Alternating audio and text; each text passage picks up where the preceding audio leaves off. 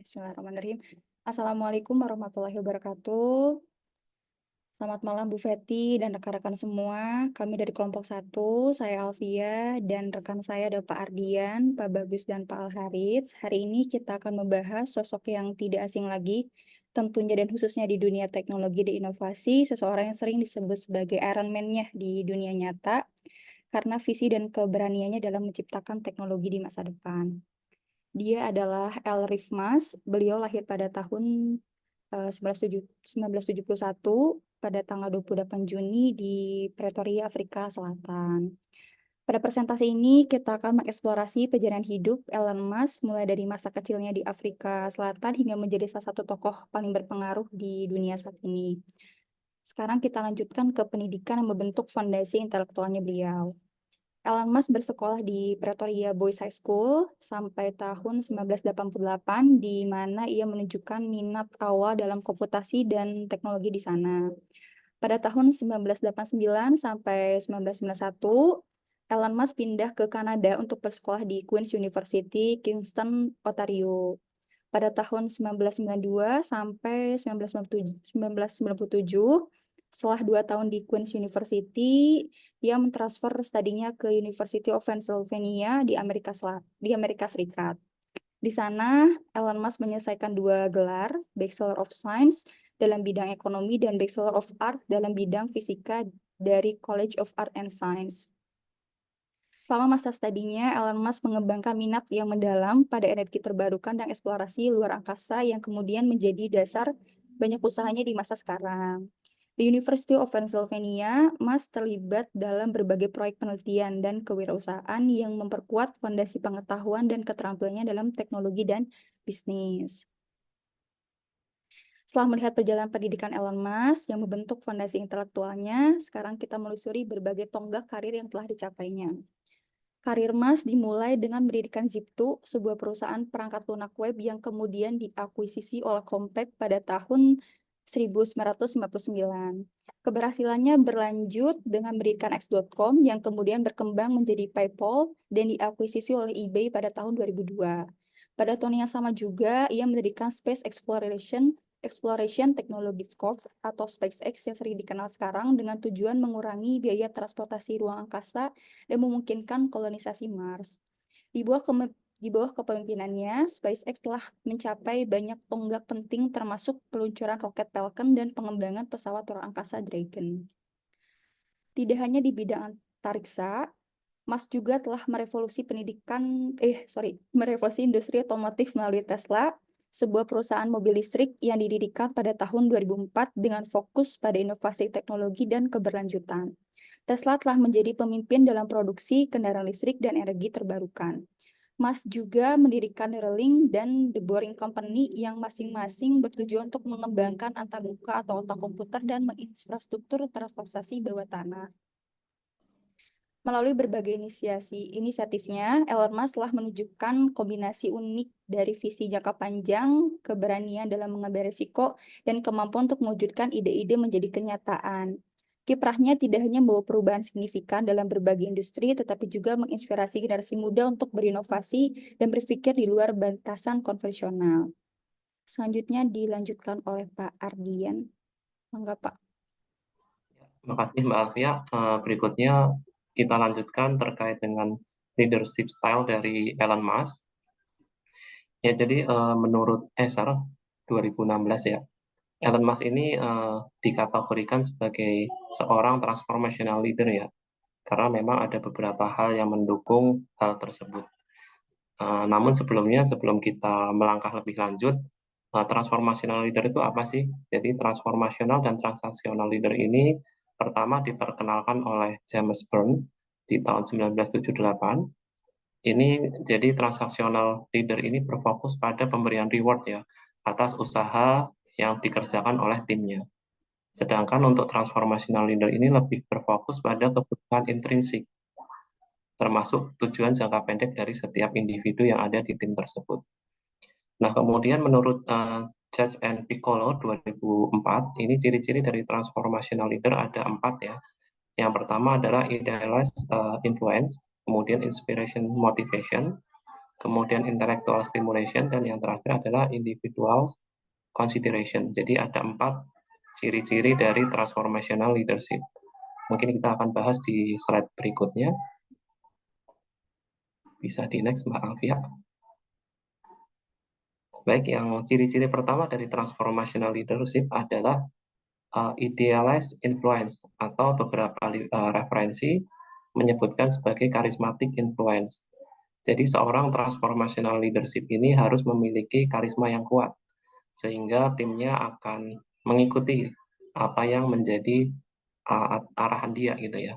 Kemudian dengan karisma yang sangat kuat ini, seorang leader dapat memberikan pengaruh terhadap tim-timnya ya. Jadi dia bisa memberikan visi misi dari organisasi, kemudian dia juga bisa menjadikan role model bagi tim-timnya. Nah, kemudian kalau kita lihat Elon Musk ya, Elon Musk ini salah satu yang paling menonjol di Elon Musk adalah dia bisa menjadi influence ya. Ini dibuktikan dengan tahun 2023, Elon Musk ini menjadi 100 tokoh tertinggi gitu ya, yang bisa memberikan influence di dunia. Ini oleh majalah Times. Jadi memang dari situ kita bisa yakinkan bahwa Elon Musk ini punya influence atau punya pengaruh yang kuat gitu ya, terhadap nggak hanya terhadap anggota timnya, tapi juga terhadap orang lain juga. Kemudian di next, Mbak Alfia. Nah, ciri transformational leadership yang berikutnya adalah inspirational motivation. Jadi seorang pemimpin transformasional ini harus memiliki motivasi gitu ya, harus bisa memberikan motivasi terhadap anggota timnya. Kemudian yang berikutnya, transformational leaders juga harus memiliki atau bisa memberikan target yang tinggi, yang menantang bagi anggota timnya. Nah, dengan begitu, anggota timnya akan bisa lebih semangat untuk mengejar target-target yang diharapkan. Nah, kalau kita lihat dari SpaceX ini, tahun 2008 ada uji coba roket yang ketiga ya. Jadi setelah di tahun-tahun sebelumnya dicoba, gagal, kemudian di tahun berikutnya gagal, dan di tahun 2008 ini gagal lagi gitu ya, ketiga kalinya. Padahal dengan ketiga kali gagal ini ternyata bisa menghambat ya, atau memberikan dampak buruk terhadap pemegang saham gitu. Jadi beberapa pemegang saham sudah mulai berpikir untuk mengambil modal mereka dari SpaceX ini. Nah, dari situ Elon Musk coba mengambil alih ya. Jadi timnya diambil alih oleh Elon Musk. Elon Musk menjadi leader. Kemudian dia bisa memberikan motivasi kepada timnya ya. Jadi ternyata dalam 8 minggu roket barunya ini bisa ada dan bisa diluncurkan dengan baik. Padahal bagi sebagian besar orang, 8 minggu ini adalah waktu yang sangat mustahil ya untuk membuat suatu roket. Nah, di sini kita bisa membuktikan bahwa Elon Musk ini dapat memberikan motivasi yang kuat terhadap anggota timnya, dan juga bisa memberikan hasil yang maksimal ternyata. Oke, kemudian next, Mbak Alfia. Kemudian di ciri-ciri berikutnya, transformational leadership, yaitu yang ketiga adalah intellectual stimulation. Jadi seorang transformational leader ini juga harus bisa mendorong timnya untuk menyelesaikan permasalahan dengan cepat, cermat, dan rasional. Kemudian leader ini juga harus bisa memberikan cara baru untuk menyelesaikan suatu masalah, cara-cara kreatif yang lain dan inovatif. Nah, di Elon Musk sendiri kita bisa lihat, Elon Musk ini salah satu contoh yang paling sering dibahas ya, Bapak Ibu ya. Jadi salah satu yang paling sering dibahas adalah saat Elon Musk mencoba menyusun anggaran dari pembuatan roket.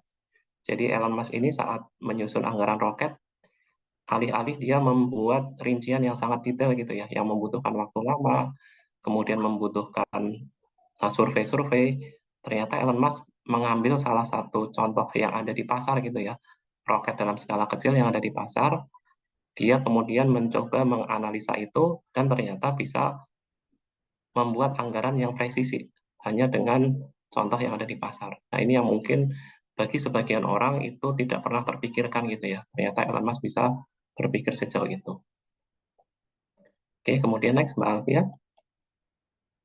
Nah, kemudian yang berikutnya, ciri-ciri dari transformational leader adalah individual consideration. Jadi, pemimpin dari transformation leader ini harus memahami bahwa setiap individu ini memiliki kebutuhan yang berbeda, memiliki background yang berbeda, sehingga ketika melakukan pendekatan itu juga harus berbeda.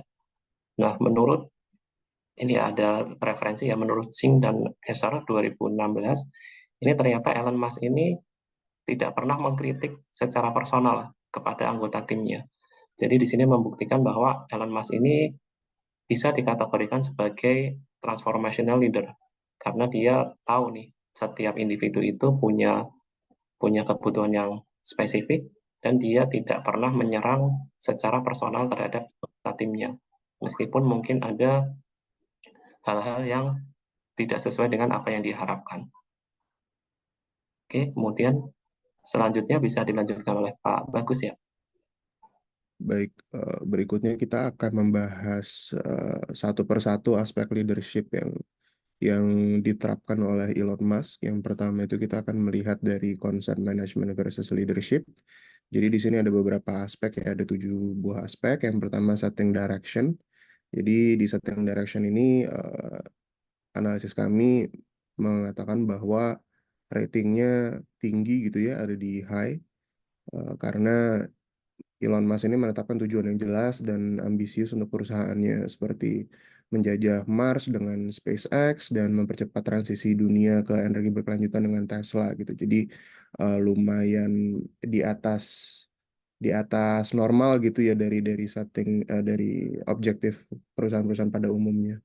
Kemudian yang kedua ada aligning people. Jadi di sini juga kami berikan rating high karena Elon Musk ini visi dan keterampilan komunikasinya untuk menyelaraskan tim guna mencapai tujuan yang ambisius itu juga bisa menginspirasi um, dedikasi dan fokus antara karyawan-karyawannya seperti tadi sudah dijabarkan secara singkat ya sebelumnya. Nah, kemudian ada inspiring people, ini juga kami berikan rating high karena etos kerjanya yang tinggi, standar kerjanya yang tinggi, dan ide-ide yang visionernya. Elon Musk ini sering memotivasi karyawannya untuk mencapai tujuan yang mungkin terlihat mustahil gitu ya dari luar organisasi. Kemudian untuk planning, ini juga kami berikan high karena Mas dikenal dengan perencanaan yang terperinci dan pemikirannya yang strategis, memastikan bahwa proyek-proyek paling ambisius pun juga harus dipikirkan dengan matang-matang gitu ya.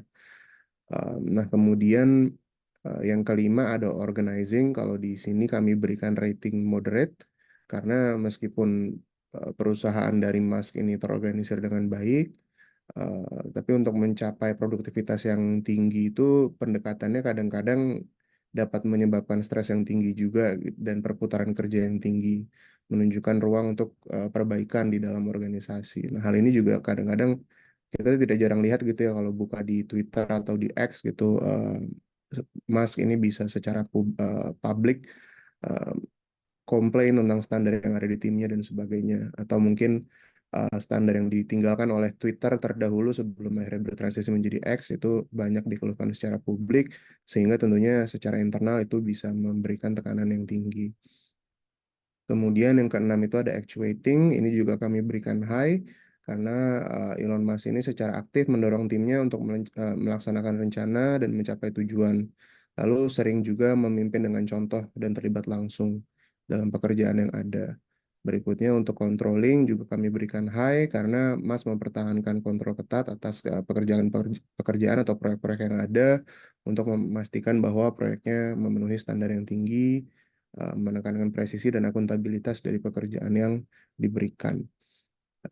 Berikutnya ini di sebelahnya ada, sorry Mbak Alfie bisa kembali ke yang sebelumnya dulu. Di bagian kiri ini ada matriks management versus leadership ya. Jadi rating yang kami berikan adalah high untuk keduanya gitu, untuk leadership dan untuk management. Karena untuk leadership, Elon Musk ini dia visioner gitu ya, memiliki visi yang jelas untuk masa depan. Lalu dia juga inspiratif, bisa dia dikenal dengan kemampuan yang menginspirasi dan memberikan energi kepada tenaga kerjanya gitu ya. Lalu mengomunikasikan visi dan tujuannya dengan baik juga. Lalu dia transformasional seperti yang tadi sudah dijelaskan karena mendorong inovasi dan perubahan transformatif dalam industrinya, dan dia juga risk taker gitu ya. Jadi bersedia mengambil resiko walaupun itu signifikan untuk mencapai visinya. Lalu manajemen juga high karena dia sangat terlibat dalam aspek operasional di bisnisnya. Dia menghabiskan banyak waktu di pabrik, di kantor, dan memahami detail pekerjaannya. Lalu pemantauan kinerjanya juga ditetapkan dengan standar yang tinggi, dengan eksekusi yang terstruktur, dan kemampuan pemecahan masalahnya juga tinggi gitu. Jadi memang Elon Musk ini selain dia leadershipnya tinggi, manajemennya juga dia kerahkan secara langsung gitu ya, sehingga kami berikan rating yang high juga. Nah, yang berikutnya ada rubrik terkait transaksional versus transformational leadership. Nah, di sini juga sama, ada beberapa aspek, ada 7 aspek ya, seperti yang tadi. Yang pertama itu ada focusing on the need of company. Ini kami berikan rating yang high juga, karena Mas selalu memprioritaskan keberhasilan perusahaannya. Kemudian ada yang kedua, ada influencing people through a vision. Jadi, seperti yang tadi juga sudah dijelaskan, tujuan Mas ini visioner ya. Seperti ada perjalanan antar planet, terus renewable energy, dan dia juga bisa mentransliterasi visi-visinya ini ke tim yang dia miliki. Kemudian inspiring people through idea masih sama high, dengan reasoning yang cukup mirip juga karena ide-ide inovatifnya dan kemampuan dia untuk menangani pekerjaan yang tampaknya mustahil gitu ya, dan menginspirasi timnya untuk berpikir melampaui batas pikir kreatif. Lalu building the trust of the people, ini kami beri moderate karena meskipun Musk membangun kepercayaan melalui pencapaian dan dedikasinya, sifatnya kan dia demanding gitu ya, stylenya, jadi terkadang tentunya selalu ada gitu kemungkinan untuk merenggangkan hubungan dengan karyawan. Dan seperti contoh yang tadi saya sudah sebutkan, sepertinya juga ini sudah pernah terjadi publicly gitu ya di X ya, intrik yang terjadi antara Elon Musk dan karyawannya secara langsung. Kemudian treating people as partners, ini kami juga berikan moderate karena kepemimpinan Musk ini sifatnya hierarkis ya, jadi berfokus pada hasil dan kinerja meskipun dia menghargai kompetensi dan kontribusi dari timnya. Lalu ada reframing the mindset of people, ini kami berikan high karena Musk ini, karena reframing ini ya, jadi Mas ini memang terkenal menantang pemikiran yang konvensional. Lalu yang terakhir ini ada providing the resources needed. Ini juga high karena Elon Musk memastikan bahwa timnya harus memiliki sumber daya yang diperlukan meskipun lingkungan yang bertekanan tinggi bisa menjadi tantangan bagi karyawan.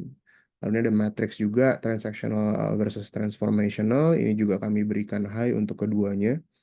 Untuk transformational, karena tadi mungkin sudah banyak dijelaskan oleh Pak Ardi juga, Elon Musk ini sosok yang visioner, dia inovatif juga dan inspiratif gitu ya. Lalu kemudian untuk transaksional ini juga sebenarnya dia secara gayanya juga masih terlihat ada gaya yang transaksional karena Elon Musk ini sangat terlibat secara mendalam di operation sehari-hari perusahaannya gitu ya. Jadi dia masih ikut sering bekerja berjam-jam dan dia juga mengharapkan hal yang sama dari karyawannya. Lalu dia juga sangat berorientasi dengan performance, jadi dia menetapkan ekspektasi yang tinggi, dia sangat memantau kinerja, kemudian dia juga memiliki jadi dia punya scheme reward dan punishment yang clear juga gitu, yang kinerjanya baik akan diberi penghargaan, dan yang kurang baik tentunya akan diberi hukuman gitu ya.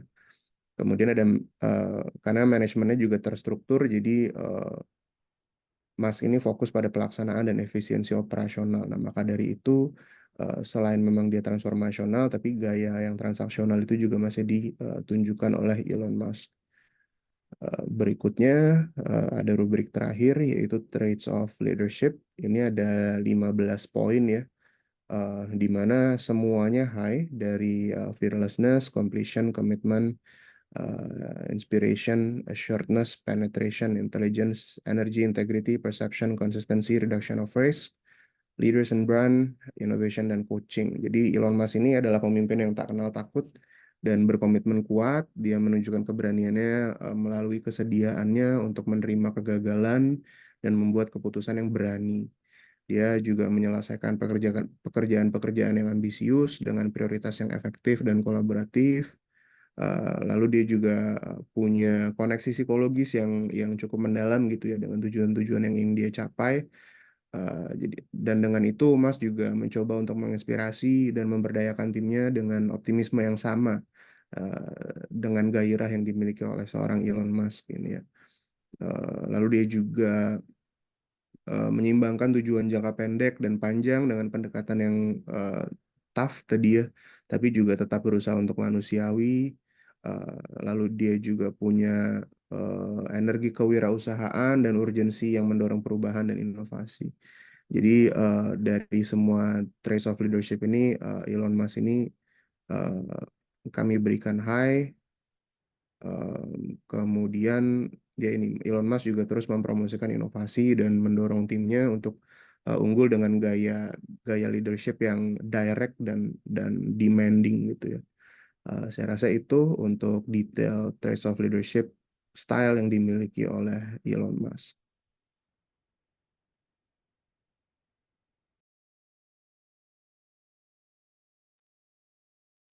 Baik, untuk slide berikutnya adalah mengenai Elon Musk Challenge atau tantangan yang dihadapi oleh Elon Musk.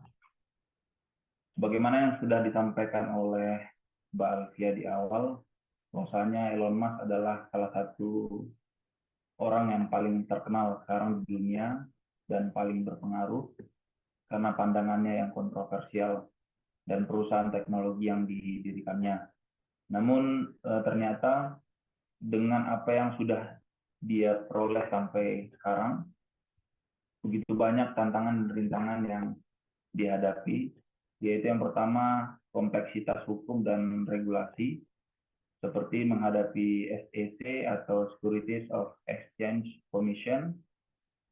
Jadi Elon Musk ini menghadapi penyelidikan oleh SEC terkait tweetnya tentang rencana untuk menjadikan Tesla perusahaan privat dengan harga saham tertentu.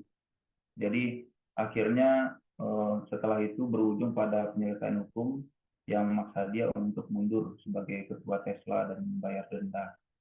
Dan yang berikutnya adalah kasus pencemaran nama baik.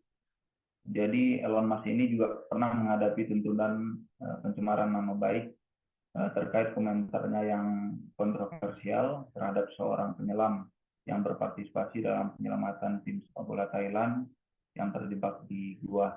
Walaupun sebenarnya pada akhirnya proses hukum ini dimenangi oleh Elon Musk, namun tentunya untuk proses ini membutuhkan energi yang cukup banyak dan menguras waktu. Next. Dan tantangan yang berikutnya adalah tantangan bisnis dan keuangan, yaitu untuk mengelola keuangan Tesla, di mana pada saat pertama kali Tesla didirikan, itu Mas harus berjuang untuk mendapatkan pendanaan, kemudian meyakinkan investor, dan mengelola produksi agar perusahaan tetap bertahan dan berkembang. Kemudian inovasi dan teknologi, walaupun dari barang-barang ataupun item-item yang diciptakan oleh Elon Musk ini dengan teknologi tinggi seperti SpaceX, kemudian Tesla, Neuralink, dan perusahaan lain yang dipimpinnya, itu ternyata memiliki resiko yang tinggi dan tantangan teknis yang signifikan, dan tidak menutup kemungkinan pada saat operasional dan masalah produksi itu tetap terjadi. Next. Kemudian tekanan dan stres pribadi. Yang pertama, tuntutan tinggi. Sebagai pemimpin dari beberapa perusahaan besar, itu Mas menghadapi tekanan yang luar biasa tentunya untuk terus berinovasi, berimprovisasi, kemudian memimpin dan mengatasi berbagai tantangan bisnis dan teknis. Kemudian dalam kehidupan pribadinya juga Elon Musk ini menghadapi tantangan tersendiri, termasuk hubungan dengan keluarganya yang seringkali menjadi sorotan media dan menambah beban pikiran. Kemudian citra publik dan media. Sebagaimana kita ketahui, untuk Mas ini seringkali menjadi sasaran pemberitaan negatif ya, Bapak Ibu sekalian. Hal ini menciptakan tantangan dalam mempertahankan citra publik yang positif dan mempengaruhi persepsi investor serta pelanggannya. Kemudian komentar-komentar dan kontroversi di media sosial, yang mana yang sering kita temui di aplikasi X atau Twitter, itu Elon Musk seringkali dikenal karena tweet-tweet kontroversialnya yang seringkali mengundang kritik dan bahkan tindakan hukum. Keterbukaannya ini di media sosial bisa menjadi pedang bermata dua untuk dia sendiri. Next. Dan ini adalah Elon Musk achievement, seperti SpaceX yang ditemukan di 14 Maret 2002, kemudian The Boring Company, Zip2, Neuralink, Mars Foundation, Solar City, Tesla, PayPal, dan sebagainya. Namun yang paling terkenal adalah Tesla ya, dan berikutnya adalah SpaceX. Next. Dan untuk public perception dan influence, itu di sini kita bagi menjadi dua, Bapak Ibu. Yang pertama adalah positive perception. Jadi selain Elon Musk ini adalah orang yang kontroversial di media sosial, ternyata juga memiliki positive perception. Yang pertama, inovator dan visioner, yaitu keberhasilan mengembangkan kendaraan listrik yang efisien dan ramah lingkungan serta inovatif.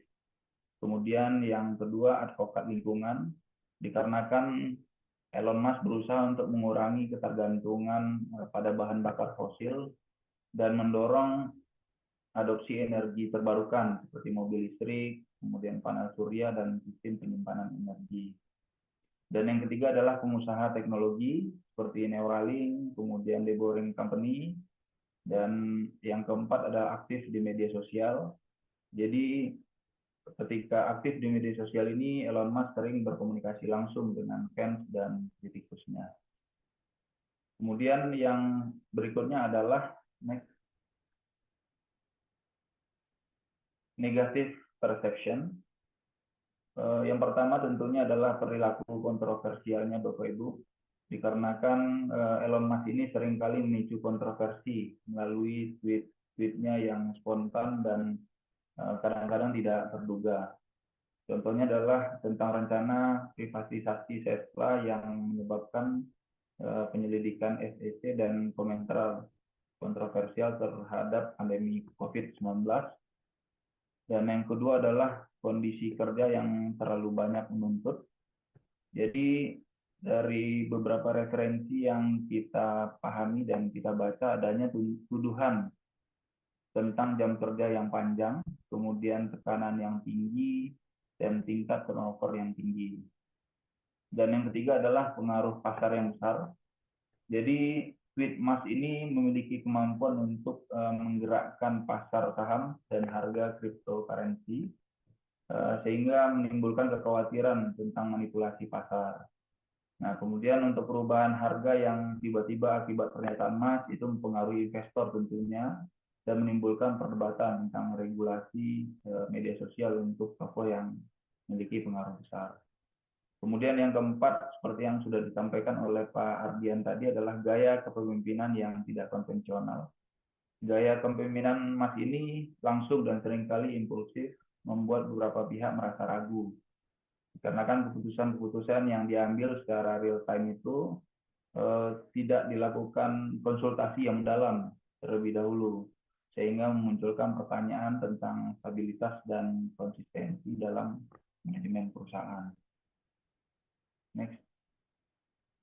Kemudian selain adanya kontroversial dari Elon Musk ini, Elon Musk tentunya memiliki pengaruh yang sangat baik pada beberapa bidang, yaitu bidang industri otomotif, bidang energi terbarukan, bidang eksplorasi antariksa, pengaruh pasar keuangan.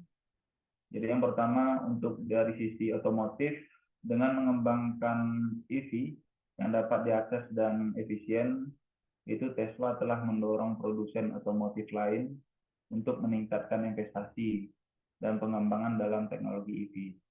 Kemudian mempercepat penurunan ketergantungan global terhadap bahan bakar fosil. Kemudian bidang energi terbarukan, produk seperti solar roof dan power roll mendorong adopsi energi terbarukan. Ini mempengaruhi kebijakan energi global tentunya, untuk mendorong pemerintah dan industri untuk lebih mengutamakan dan menginvestasikan dalam solusi energi yang berkelanjutan. Dan yang ketiga adalah bidang eksplorasi antariksa. Dan yang keempat, pengaruh pasar keuangan.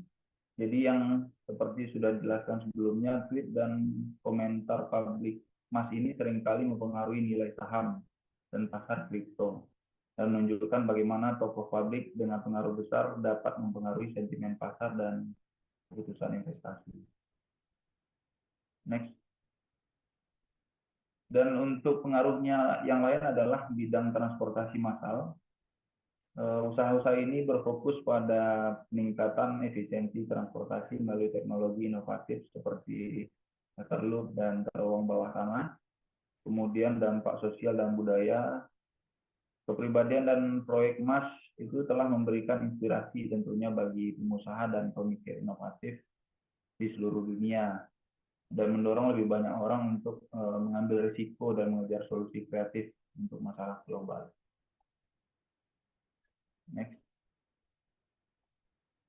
Dan yang terakhir adalah conclusion atau kesimpulan yang bisa kami simpulkan dari penjelasan yang disampaikan oleh Pak Alfia, kemudian Pak Ardian, dan Pak Bagus.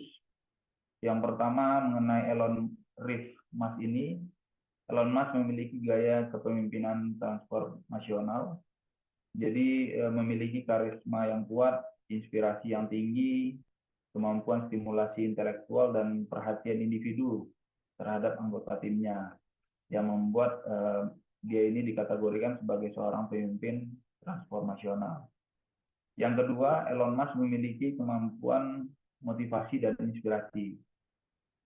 Jadi dalam menghadapi kegagalan SpaceX, itu Musk memberikan motivasi kepada timnya untuk tetap fokus pada tujuan akhir dan hasilnya. Roket baru berhasil diluncurkan dalam waktu 8 minggu, yang relatif singkat tentunya.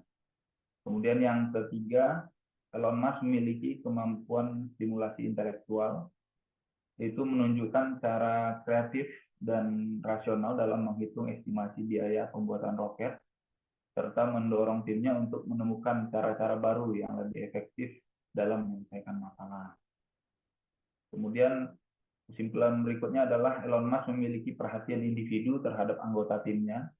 Jadi Elon Musk ini tidak pernah mengkritik seperti apa yang disampaikan oleh Pak Ardian tadi secara personal ketika ada timnya yang memiliki kinerja kurang baik, dan selalu fokus pada pekerjaannya, bukan orangnya. Kemudian Elon Musk ini menghadapi berbagai tantangan, yaitu tantangan hukum, bisnis, keuangan, citra publik, stres pribadi, serta menghadapi kritik dan kontroversi di media sosial. Dan Elon Musk ini memiliki pengaruh besar di media sosial dan dapat menggerakkan pasar saham dan harga cryptocurrency, dan memiliki kemampuan untuk mempengaruhi investor dan pelanggannya. Next. Elon Musk ini juga memiliki keberhasilan dan pengaruh positif. Jadi Elon Musk berhasil mengembangkan kendaraan listrik yang efisien dan ramah lingkungan, serta mendorong adopsi energi terbarukan dan memiliki pengaruh positif dalam meningkatkan kesadaran lingkungan dan teknologi. Kemudian Elon Musk memiliki gaya kepemimpinan yang tidak konvensional, yang membuat beberapa pihak merasa ragu dan menimbulkan pertanyaan tentang stabilitas dan konsistensi dalam menjalankan perusahaannya. Next. Dan kesimpulan berikutnya adalah Elon Musk memiliki kemampuan untuk menggerakkan pasar dan memiliki keberhasilan dalam mengembangkan teknologi. Nah, Elon Musk ini berhasil mengembangkan teknologi seperti Neuralink, kemudian The Boring Company, dan perusahaan lain yang dipimpinnya.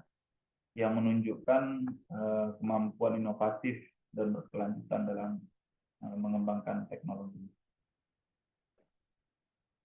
Next. Dan ini adalah referensi yang kita gunakan untuk membuat presentasi ini.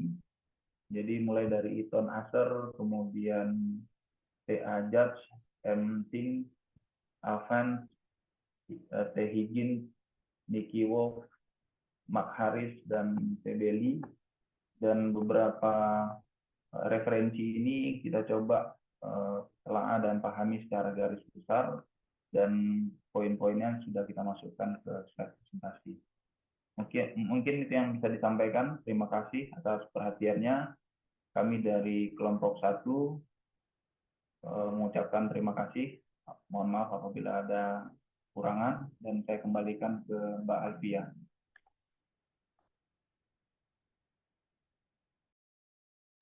Baik, kita tutup aja ya Bapak Ibu semua. Presentasinya sudah disampaikan dari background dari Elon Musk sampai dengan pola leadership-nya. Jadi mungkin cukup sekian. Wassalamualaikum warahmatullahi wabarakatuh.